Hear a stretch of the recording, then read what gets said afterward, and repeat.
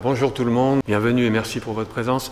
Alors on a parlé pendant ces 3 jours de congrès, TAMWorld ici au CNAM, on a beaucoup parlé d'énergie au sens de la physique en grande partie. J'ai quitté les rivages de la physique théorique il y a trop longtemps pour me mesurer à l'énergie au sens purement physique. Et donc dans le titre que vous avez là, quelle énergie pour sauver la démocratie? Cette énergie, elle est à prendre au sens de l'énergie populaire, de l'énergie psychique, de l'énergie sociale, de l'énergie politique. La démocratie, alors je ne vais pas faire un historique ou me fonder sur des définitions hyper rigoureuses en termes institutionnels. Je vais prendre la démocratie en termes, je vais me focaliser sur un moment historique que vous connaissez tous, que ces lieux connaissent d'ailleurs, qui est donc la Révolution française. Je vais donc prendre la Révolution française comme un moment allégorique d'inauguration d'une démocratie moderne dont nous ne sommes pas tout à fait sortis. Et c'est pour cela que le verbe « sauver » nous relie au passé. C'est un peu aussi la continuité d'une conférence que j'ai donnée à Télécom Paris qui était sur les faiblesses de la démocratie. Alors, je vais commencer par donner un plan, voilà, un guide de parcours, parce que je vais combiner une approche philosophique, une approche historique, et j'ai tenu à ce que ma démarche soit tout à fait claire. Alors on va commencer par revenir au concept d'énergie à l'origine chez Aristote, parce qu'en fait, j'avais un peu l'impression, le syndrome d'imposteur, d'utiliser le mot énergie dans un sens trop métaphorique, trop allégorique, mais en fait, il faut vraiment revenir à la définition telle qu'Aristote l'a posée, parce qu'elle relie justement et la démocratie et l'énergie physique, vous allez le voir. Ensuite, donc, je vais me consacrer quelques instants à la Révolution française, à ce moment où l'énergie a frappé tous les témoins, tous les participants et les acteurs, et je vais ensuite revenir à une de mes thèses favorites, qui est que la littérature a préparé le mouvement. Et c'est ce concept de culture comme lame de fond que je développe et qui est mon sujet de recherche. Et je terminerai par l'énergie, justement, lorsqu'elle est hors de contrôle, et la problématique de la machine dans la démocratie. Donc le concept ouvert d'Aristote. Un autre monde est possible. En effet, Aristote, lorsqu'il introduit ce terme d'énergie, ça s'inscrit dans une temporalité ternaire que je vais ici expliciter. Alors d'abord, la grande invention d'Aristote qui est extraordinaire, vraiment qui mérite que l'on y revienne, c'est cette idée de puissance, qu'il appelle donc en grec dynamis, qui a bien sûr donné tous les termes multiples à partir de cet étymon grec. Et l'idée de puissance, c'est qu'il existe des actions qui sont réalisées, et il existe des actions qui sont restées à l'état de puissance, c'est-à-dire de possibilité. Et ce qu'il appelle énergie, c'est justement le moment où ce qui n'est pas actualisé, ce qui reste à l'état de puissance, c'est le moment où cette puissance se réalise. L'énergie, c'est l'action. Alors il n'est pas toujours très rigoureux, si je puis me permettre, dans son usage énergeia, le mot grec pour action. Parfois c'est l'acte, parfois c'est l'action. Mais l'idée est tout à fait claire, c'est le passage de ce qui n'est pas actualisé, qui est au niveau de la puissance, à ce qui devient actualisé. Et Aristote insiste sur ce qu'on appelle l'entéléchie en philosophie, entelekia en grec, qui est la perfection en soi, c'est-à-dire lorsque l'action a atteint le but parfait qu'elle pouvait obtenir. L'exemple qui est un exemple favori d'Aristote, c'est l'amitié. Si votre ami n'est qu'un moyen pour obtenir autre chose, l'action d'amitié n'est pas arrivée à son terme, à cette perfection, à ce télos qui est atteint par l'action pleinement réalisée. Mais en revanche, si votre ami est une finalité, si l'amitié est un but en soi, alors c'est l'entéléchie de cette amitié qui était une puissance, puisque avant de rencontrer votre ami, la possibilité de l'amitié était restée à l'état de virtualité. Et cette idée est extraordinaire. Pourquoi? Parce qu'elle nous dit finalement que le réel n'est pas seulement ce qui est la réalité. Alors ça, évidemment, en physique, c'est tout à fait passionnant aussi, mais c'est passionnant au niveau esthétique et au niveau politique, évidemment.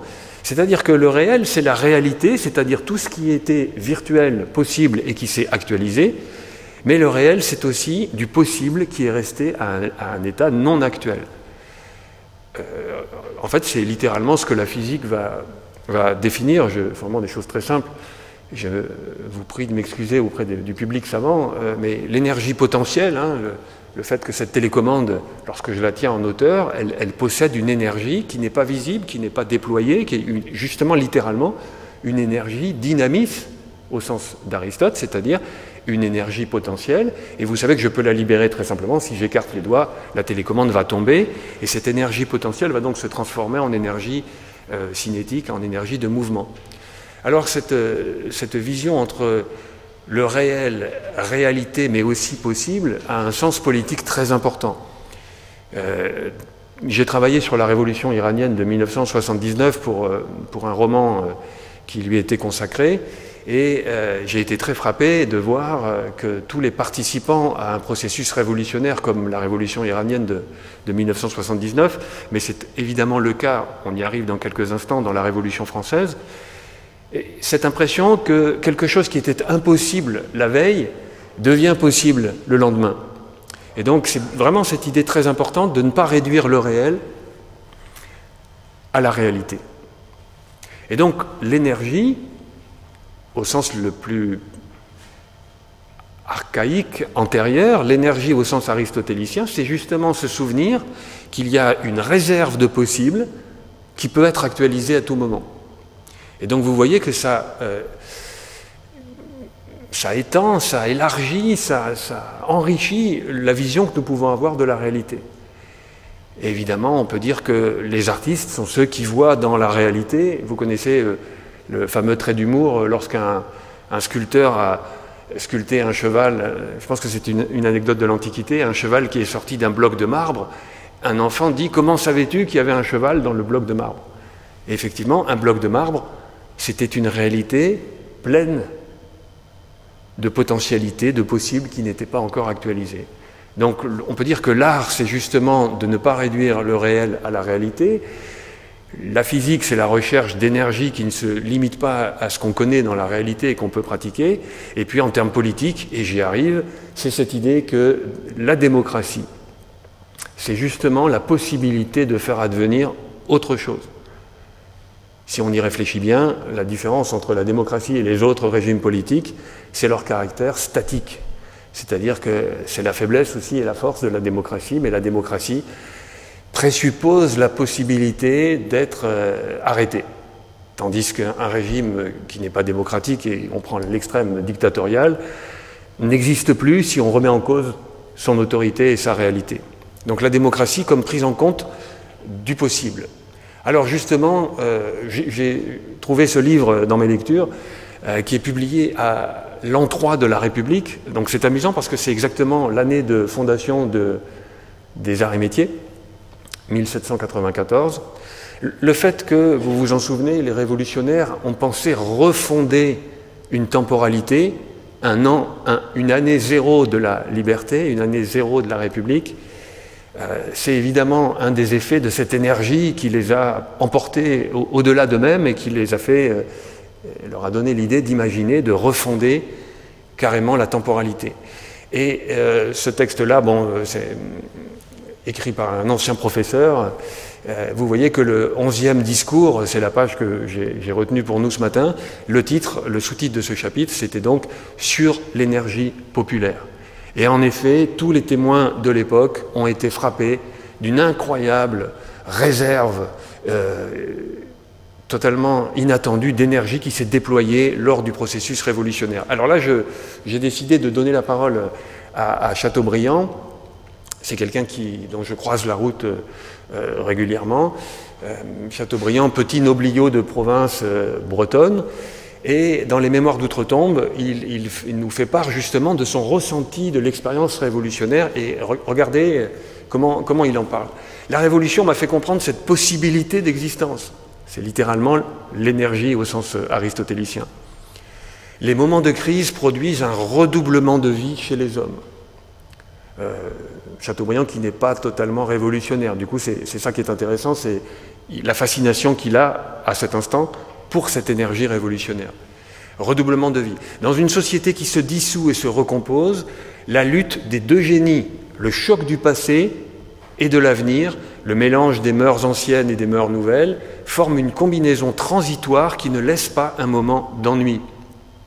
Vous reconnaissez par anticipation la fameuse phrase du révolutionnaire italien communiste Gramsci, le vieux monde se meurt, le monde nouveau tarde à apparaître, et c'est dans ce clair-obscur que surgissent les monstres. Alors là, pour Chateaubriand, qui vit l'expérience de traverser Paris, une capitale emportée par le processus révolutionnaire, il n'y a pas de monstre, il y a l'idée que vraiment un déploiement d'énergie colossale. Les passions et les caractères en liberté se montrent avec une énergie qu'ils n'ont point dans la cité bien réglée. Alors l'énergie, c'est la conclusion de ce développement, et vous remarquez que c'est lié à la cité mal réglée, c'est-à-dire lorsque la cité est bien réglée, paradoxalement cette énergie est contenue. Donc vous voyez que par anticipation, enfin pas tout à fait parce que je vais revenir sur les dates, en fait ça fait déjà, et ceux qui connaissent l'histoire de la science industrielle ou de la mécanique le savent bien, ça fait déjà quelques décennies que la machine au sens de Watt et la machine thermique, la machine a été découverte, mais vous voyez qu'il y a cette idée de machine en fait, de réglage. La cité n'est plus bien réglée et c'est ce qui fait sortir, déployer cette énergie qui s'échappe en fait. Comme si, à contrario, une cité bien réglée doit contenir cette énergie. Alors, pour illustrer ce déploiement d'énergie dans ce qu'il a de plus massif, enthousiasmant, j'ai pris la fête de la Fédération. Vous savez tous que le 14 juillet, nous ne fêtons pas la prise de la Bastille. C'est un peu normal parce que c'est une prise ambivalente, vous le savez, prison qui n'était pas beaucoup de prisonniers, et puis quelques massacres pendant cette prise de la Bastille, qui était un symbole magnifique, mais il est beaucoup plus agréable de se dire que la République française a choisi le 14 juillet, non pas 89, mais 1790, qui est donc la fête de la Fédération. Et ce moment est tout à fait extraordinaire. Tous les historiens, même ceux très à droite, sont obligés de convenir qu'à ce moment-là, ce jour-là, quelque chose, la République une et indivisible que l'on va rechercher ensuite, a été obtenue par un peuple réuni. C'est assez rare que le peuple soit réuni et on peut dire qu'en France, c'est rarement le cas. Et donc c'est un moment qui méritait d'être dans les annales et les mémoires. Alors, vous voyez cette gravure qui nous présente... je l'ai trouvée sur Gallica, en fait elle est tronquée, vous voyez l'arc de triomphe tout en haut, en fait il était à 3 arches, je ne sais pas pourquoi on a... Enfin si, je sais pourquoi, il y a eu plusieurs copies, c'est un peu des mêmes, il y a eu plusieurs copies de cette gravure pour la diffuser, et dans certaines le cadrage est beaucoup plus ouvert, et on voit bien que l'arc de triomphe a 3 arches, et au milieu vous avez l'autel de la patrie, sur lequel il y avait le trône où le roi est venu s'asseoir, et vous voyez ici la ferveur populaire. Alors c'est un jour symbolique parce qu'il a beaucoup plu et la fête a menacé de tourner à l'aigre. Et ce qu'il faut vraiment mesurer, c'est que cette journée était l'aboutissement d'un certain processus parce qu'il y avait des fêtes de fédération dans les villages en France qui étaient, Mona Ozouf explique que c'était des fêtes ambivalentes entre la festivité et les émeutes. Et là, on a réussi à sublimer la violence potentielle de l'émeute populaire dans cette union globale. Et ce qui est assez émouvant quand on y pense, c'est que vous avez là des représentants des régions du sud-ouest, de Bretagne, de l'Est, qui sont venus, qui ont voyagé pour certains pour la première fois et la dernière fois de leur vie, et qui ont fait le trajet jusqu'à Paris pour arriver à cette fête de la Fédération. Et donc c'était vraiment l'idée d'un moment de ferveur et de concorde. Alors le roi est venu apparemment en retard, beaucoup de témoins l'ont trouvé nonchalant. Alors vous voyez que si on était dans le public, on ne voit pas très bien à vrai dire, mais bon, jugé un peu nonchalant. Il a pourtant juré sur la Constitution, hein, c'était le moment aussi d'aboutissement de la première Constitution démocratique française. Et il a donc plu beaucoup, comme je vous le disais, et les témoins racontent que ceux qui venaient des régions ont décidé de faire des farandoles, se sont mis à danser, voilà, contre mauvaise fortune, bon cœur.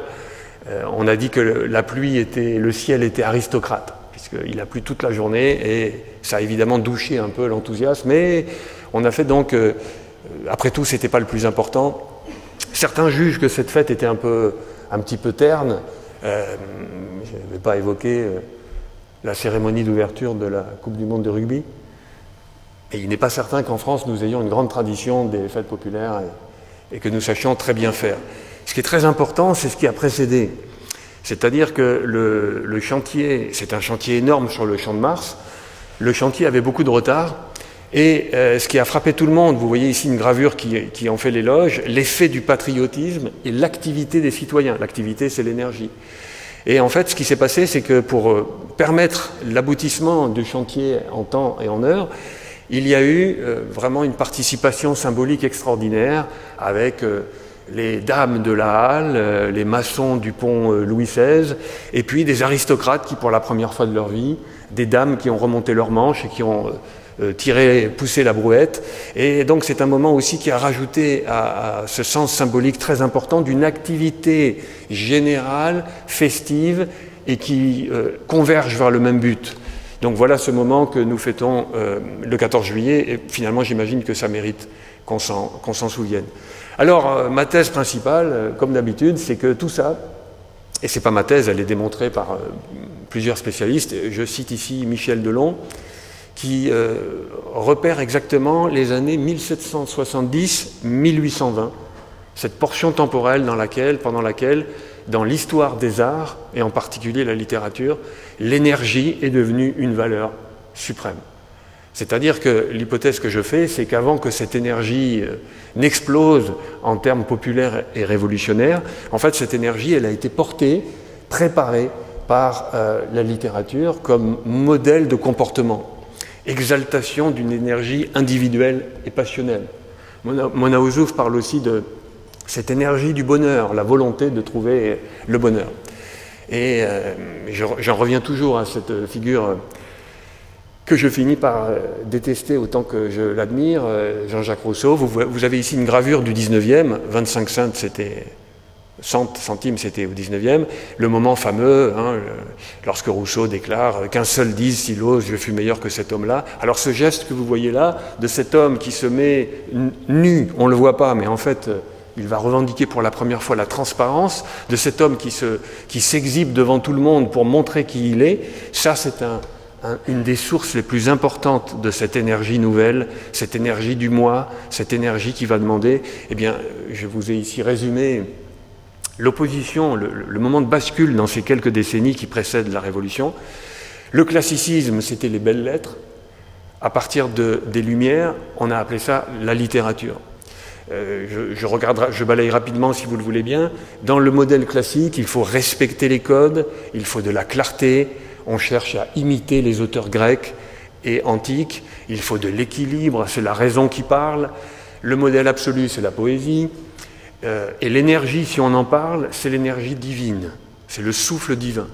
Et donc le modèle central des belles lettres, c'était la maîtrise formelle. Et qu'est-ce qui se passe à partir fondamentalement de Rousseau, et puis ce qui va fonder la littérature telle qu'on l'entend? Eh bien, le respect des codes, on va suivre la nature, et la nature, elle est beaucoup plus impulsive, la nature, elle est portée par une énergie beaucoup plus incontrôlable.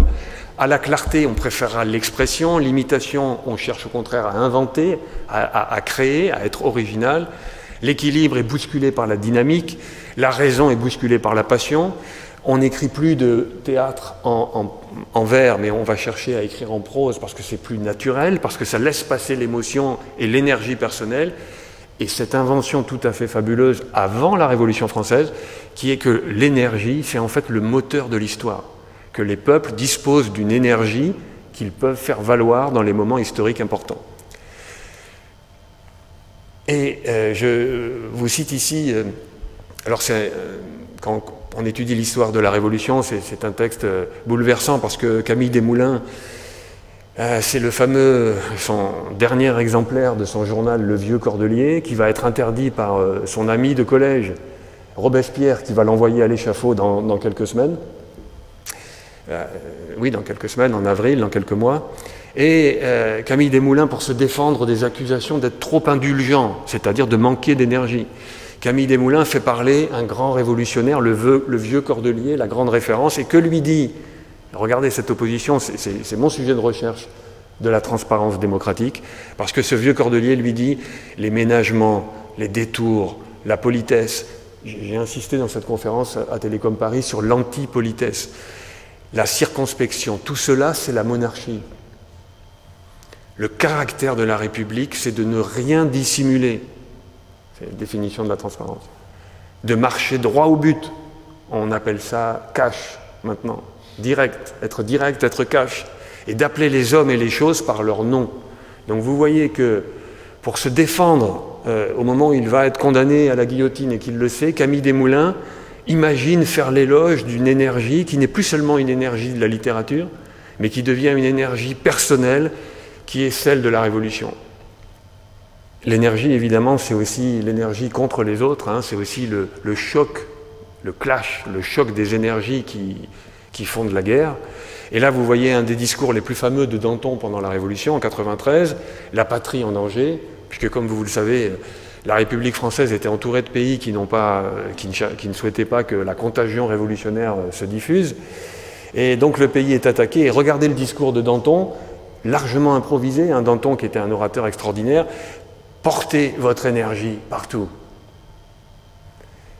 Conquérons la Hollande. Alors là, l'énergie, c'est bien, mais ça devient plus seulement la défense. Là, ici, c'est même la conquête. Ranimons en Angleterre le parti républicain, faisons marcher la France, et nous irons glorieux à la postérité. Remplissez ces grandes destinées, point de débat, point de querelle. Alors là, vous retrouvez cette idée qu'on croise souvent en France, on a trop de dissensions, le dissensus est trop important, et on ferait mieux peut-être d'être tous d'accord. C'est pas certain, en tout cas la démocratie, ça n'est pas un consensus absolu. Point de débat, point de querelle, et la patrie est sauvée. Donc vous voyez que Danton ici fait appel à l'énergie pour sauver la patrie.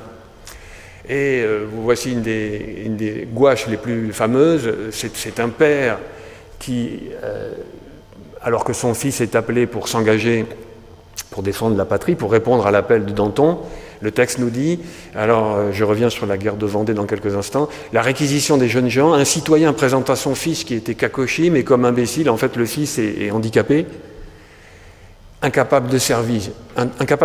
Mais il proposa que si l'on voulait prendre soin de son fils, il marcherait à sa place. Vous voyez ici l'énergie révolutionnaire, c'est que le père prenne la place de son fils pour défendre la patrie. Et prendre la place de son fils, ça veut dire en fait que la Révolution a ravivé sa propre énergie. Vous vous rappelez tout à l'heure, Chateaubriand disait l'énergie, la force de vivre. La Révolution a ranimé l'énergie qui était celle du père. Bon, le problème, c'est que c'est pour aller en Vendée commettre ce qui est un genre de génocide tout de même. Et là, vous voyez que c'est plus seulement l'ennemi extérieur qu'on doit combattre, mais c'est l'ennemi intérieur. Il y a un mot intéressant dans le champ lexical, champ sémantique de l'énergie, c'est énergumène. Vous connaissez tous le mot pour dire énergumène, c'est quelqu'un qui s'agite et qui parle fort. Et en fait, énergumène vient justement du mot énergie, et dans un contexte chrétien, il a signalé posséder du démon. Et pendant la Révolution, justement, par exemple, Marat est accusé d'être un énergumène fanatique. Et vous voyez que cette énergie de la Révolution, finalement, elle menace de déborder en dérèglement et dans une énergie hors de contrôle. Voilà une des formules de Marat dans son journal L'Ami du peuple. Il n'y a d'espoir que dans l'énergie des vrais citoyens. Et je rappelle que quelques jours après la prise de la Bastille, là on est le 22 juillet, c'est le massacre d'un certain Foulon. Alors voilà quelqu'un, ça rappelle un peu la fameuse phrase de la reine, voilà quelqu'un qui aurait dit « les Français n'ont pas à manger, qu'ils mangent du foin ». Voilà, il n'y a plus de grains, c'était la crise, qu'ils mangent du foin. Et la population, la rumeur parcourt la foule, qu'il a donc insulté le peuple français en disant « il n'a qu'à manger du foin comme un animal ». On a attrapé ce Foulon, on l'a traîné pendant des kilomètres pour l'amener à Paris. Il faisait très chaud, on lui a fait boire du vinaigre, on lui a frotté le visage avec des urticaires pour le torturer en fait. Et lorsqu'on l'amène sur la place ici, on veut le pendre, la corde se casse et finalement on le décapite sauvagement dans la foule. Voilà. Alors le massacre de Foulon nous rappelle qu'il y a une menace aussi, c'est l'énergie incontrôlée de la foule. Lors de Tamworld à Montréal, j'avais donné une conférence sur la foule. Je vous engage à l'écouter si cela vous intéresse. Et je reprends notre ami Chateaubriand. Alors c'est probablement inventé, et, les spécialistes expliquent que bon, c'est un romantique qui fantasme beaucoup et qui se met en scène, mais voici le récit qu'il a fait ce jour du massacre de Foulon. Il est dans une maison, un hôtel particulier avec quelques petits aristocrates, et puis il y a une foule bruyante qui arrive, qui cogne à la porte cochère, et voici ce qu'il écrit: « Tout le monde se retira des fenêtres. J'y restai. Les assassins s'arrêtèrent devant moi, me tendirent les piques en chantant, en faisant des gambades, en sautant pour approcher de mon visage les pâles effigies. » Donc c'est la tête de Foulon et de son beau-fils, je crois, accroché à une pique, qu'ils brandissent aux fenêtres, comme on l'a fait pour Madame de Lamballe un peu plus tard. L'œil d'une de ces têtes sortie de son orbite descendait sur le visage obscur du mort. La pique traversait la bouche ouverte dont les dents mordaient le fer.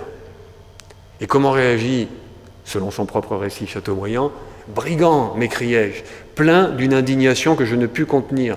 Est-ce comme cela que vous entendez la liberté ?» Alors ce qui me frappe dans cette scène, c'est la confrontation de deux énergies.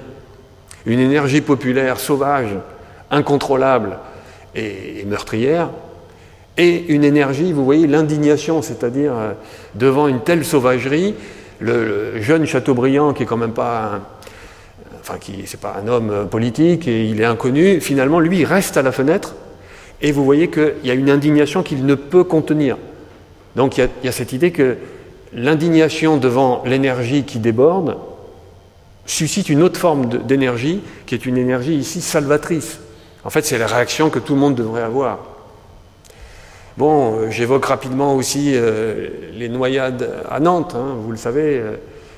Un envoyé Carrier, il y a eu plusieurs milliers de noyades, on a appelé ça la baignoire nationale. Voici le genre de massacre qu'une énergie incontrôlable a produite. Et justement, c'est très intéressant aussi, il y a un autre mot qui apparaît à l'époque, c'est le mot qu'on n'utilise plus, à part peut-être dans l'étude de la mécanique, je ne sais pas, c'est l'adjectif éversif. Éversif, ça veut dire qui renverse, qui bouleverse. Donc c'est une énergie qui vient renverser. Et ce qui est tout à fait frappant, c'est qu'à la même période, Lavoisier utilise, je suis allé chercher dans ce mémoire, Lavoisier utilise cet adjectif éversif qui donc décrit l'énergie qu'on est en train de qualifier en termes rigoureux. Un de ses amis, Lagrange, vous le savez, va poser à la même époque un principe fondamental de conservation de l'énergie.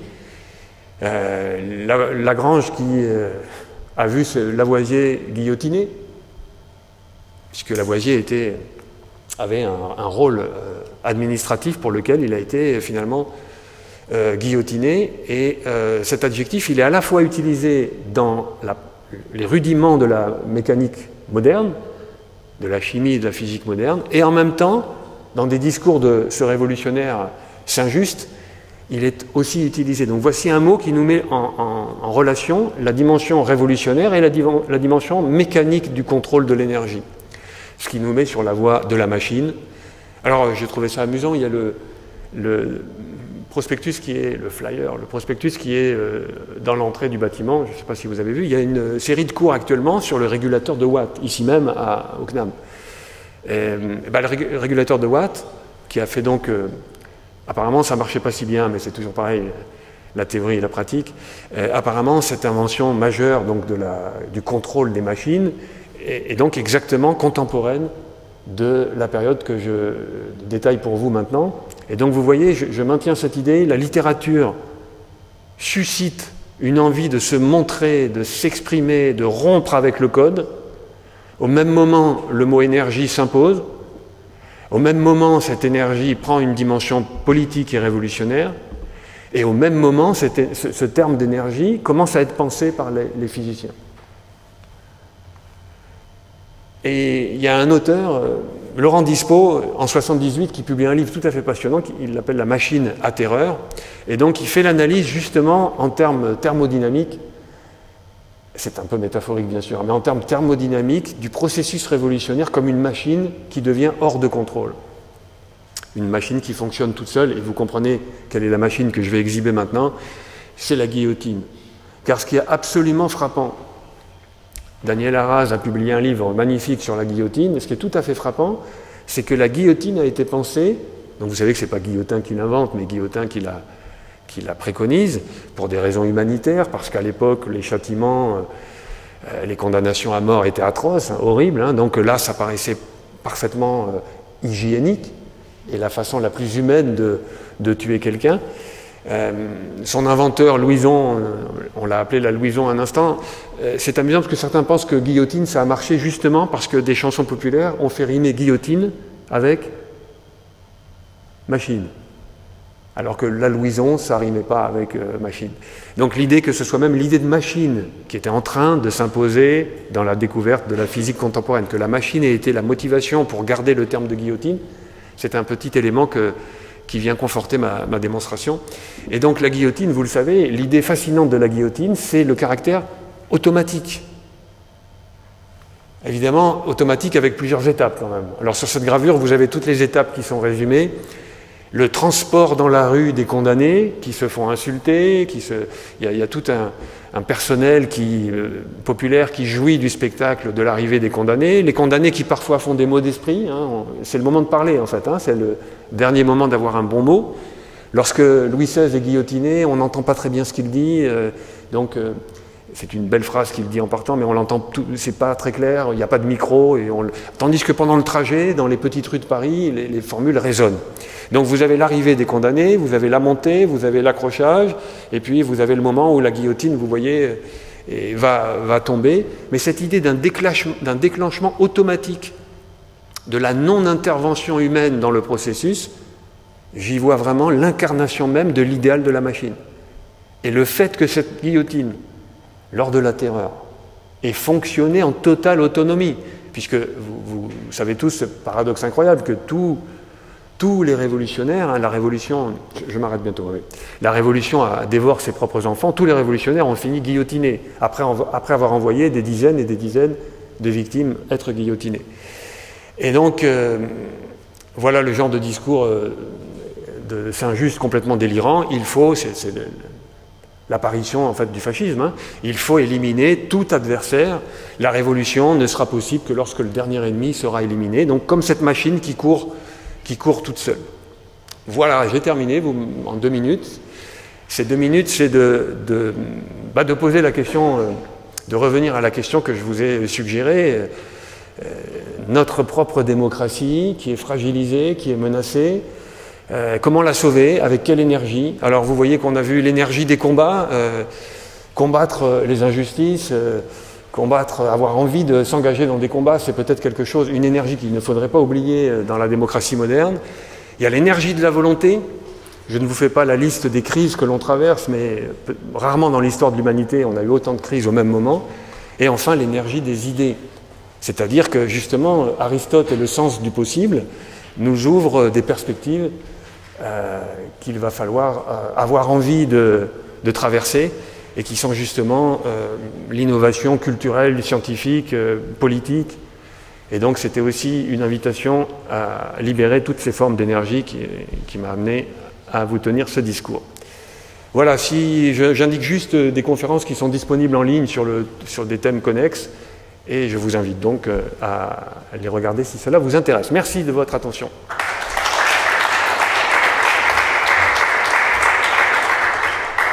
Après cet exposé, qu'est-ce que vous pensez, vous, des discours sur l'éloge de la paresse qui notamment prennent un peu de succès actuellement, qui sont complètement contre l'idée de valoriser l'énergie, justement? À partir du moment où il y a la démocratie à sauver, à partir du moment où l'énergie paraît l'outil potentiellement salvateur, ce que je viens de développer, on peut très bien comprendre qu'on prenne un contre-pied complet. Et ta question me fait penser à la problématique de la désertion aussi, hein. On est dans une grande école, l'idée que des diplômés de grande école décident de reprendre ce terme de désertion pour refuser de travailler pour des grands groupes qui polluent et qui détruisent la planète. Donc en fait c'est l'énergie, c'est E égale 0. La paresse c'est l'énergie nulle, mais c'est quand même de l'énergie, c'est quand même une lecture de l'énergie. Donc je le comprends comme un contre-pied. Est-ce que la machine autonome, maintenant, c'est pas la société thermo-industrielle dans son ensemble et qui est inarrêtable, quoi? Exactement. Too big to fail, comme la finance. Mais oui, c'est ça. Pour moi, c'est même pas l'IA, parce qu'on pourrait penser à l'IA. Mais c'est exactement ce que vous venez de dire. C'est exactement ça. C'est une machine productiviste qui, c'est celle-là en fait. Ce qui est fascinant, c'est qu'elle naît au même moment en fait. Elle naît par la même impulsion. Je suis pas loin de penser que mon ami et insupportable ami Rousseau est un peu voilà, c'est l'impulsion initiale. Et effectivement, c'est une machine qui travaille toute seule. Et vous le savez, lorsque des lois veulent être votées, et puis il y a quelques heures, l'Union européenne a fait un pas en arrière, et on a l'impression qu'effectivement, c'est exactement ça. C'est une machine inarrêtable. On sait qu'elle nous détruit, on sait qu'elle cause des dégâts sociaux catastrophiques. On va nous répondre qu'en oubliant Aristote, qu'est-ce qu'on peut faire d'autre? Mais il y a plein de choses d'autres qu'on peut faire. Et effectivement, c'est une machine que personne ne peut plus arrêter. Mais c'est vraiment la même période, c'est ça qui est fascinant. La machine de Watt, c'est le moteur initial. Merci beaucoup pour cette conférence, très intéressante. Si je peux revenir rapidement sur ce que vous avez dit, donc vous l'avez exposé vous-même, votre thèse, c'est vraiment cette rupture qui peut se faire dans les années 1770, 1820, cette rupture sur l'énergie qui va devenir vraiment une valeur suprême et qui est notamment portée par la littérature. Donc vous avez donné différents exemples, mais on voit le passage par exemple du classicisme aux Lumières, avec cette volonté dans les Lumières de rompre les codes qu'on pouvait trouver dans le classicisme, cette volonté de transparence également, je pense, sur laquelle vous avez mis l'accent, transparence qui va pouvoir se retrouver dans la transparence démocratique. Vous avez également mis en avant l'antipolitesse, donc le but n'est plus... vous disiez être cash, par exemple, le but et de se mettre à nu comme pouvait le faire Rousseau. Donc on a vraiment cette idée d'énergie, de volonté. Vous avez mis en avant l'énergie des combats qu'on peut retrouver dans la Révolution, quand on a vraiment cette énergie sociale, ce peuple qui va se soulever par exemple face à une société mal réglée. Donc peut-être qu'il y a quelque part cette volonté de rééquilibrer une forme de machine sociétale qui n'était plus équilibrée. Vous avez mis en avant les notions de puissance qu'on pouvait déjà retrouver chez Aristote, avec cette idée qu'on va voir dans la démocratie, qui est que la réalité n'est pas que dans les actes, mais c'est aussi ce que l'on peut en faire, cette idée de... par le peuple, je pense, Demos Kratos, cette idée que le peuple peut faire de la société ce qu'il veut. Et ce n'est pas seulement dans les faits, c'est en puissance. J'ai pensé, vous avez mis en exemple sur vos diapos Olympe de Gouges, par exemple, dans l'énergie des idées, mais je pensais à elle quand vous parliez tout à l'heure de révolution, avec les droits de la femme d'Olympe de Gouges, et cette idée justement en puissance où on a les droits de l'homme qui sont écrits, qui sont... affiché, et Olympe de Gouges qui voit justement cette idée en puissance des droits de la femme qui sont aujourd'hui mises en acte, par exemple. Et vous avez terminé donc sur l'idée de machine. Vous avez rapidement parlé de la guillotine. Et j'ai pensé, alors aujourd'hui, je ne sais pas si d'autres y ont pensé, mais à notamment... les machines que sont les ordinateurs avec les flux d'informations. Et alors je ne sais plus qui posait la question, mais sur l'idée d'une machine inarrêtable, je pensais à ce flux d'informations où on va avoir tout et son contraire qui vont peut-être engendrer des énergies contradictoires avec un manque de transparence peut-être démocratique, d'où l'idée qu'aujourd'hui on a l'impression d'être dans une crise peut-être liée à des énergies qui se retrouvent être asymétriques. Voilà, donc merci beaucoup.